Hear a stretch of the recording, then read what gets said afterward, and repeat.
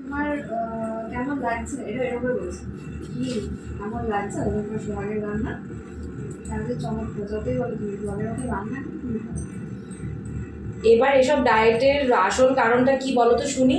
খোয়াইয়ের খোয়াইয়ের হাতে রান্না পছন্দ হচ্ছে না নাকি, তাই জন্য ডায়েট শুরু করলে? কি সামনে রান্না না সেই জন্য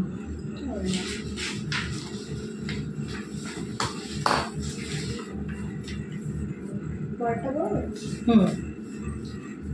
বাবা এটা তো বিশাল সিন রে। ও না, এটা অনেকগুলো আছে বোধহয় কি না, আমি ভুল দেখছি, সরি। না এটাও 2-3 পাতা ছোট ছোট। দেখলে তো যা বলেছিলাম তাই, ডাক্তারও তাই বলছে, পুরোটাই মনের সমস্যা। সমস্যা নয়, বলো মনের ওপর বেফালতু চাপ তৈরি করছে। এই শোনো সায়ন, ডাক্তার যা যা বলেছে সেগুলো কিন্তু সব শুনবে, বেশি করে ঘুমাবে, বুঝেছো? আর বলো অযথা স্ট্রেস নিতে, আরো বলো অযথা স্ট্রেস নিতে বারণ করেছে। আজে বাজে চিন্তা এলে গান শুনতে বলেছে, নিজেকে ভালো রাখার জন্য যা যা করা উচিত সব করতে বলেছে।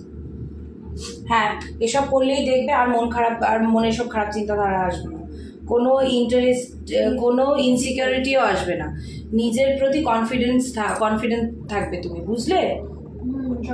সবটাই করবো, কিন্তু আমি আমার মেয়েকে কাজ পাওয়ার জন্য যা করতে হয় সেটাও করবো, ওটাও আমি বলবো। আবার তারাও খোয়, তোমার কি মনে হয় আমার মেয়েটাকে যে কাজে পেরেছে সেটা কি অন্যায়? কি হলো বলো অন্যায়?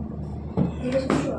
আবার কি এখন আসলে ভালো থাকতে চায় না, খারাপ থাকতে চায়, বুঝেছো? আচ্ছা দাঁড়াও, তুমি যেটা বলছো সায়ন সেটা কিন্তু অন্যায় না, আর আমরাও বলছি না যে সেটা অন্যায়, কিন্তু সেটা নিয়ে ভেবে নিজের শরীর খারাপ করাটা তো অন্যায়।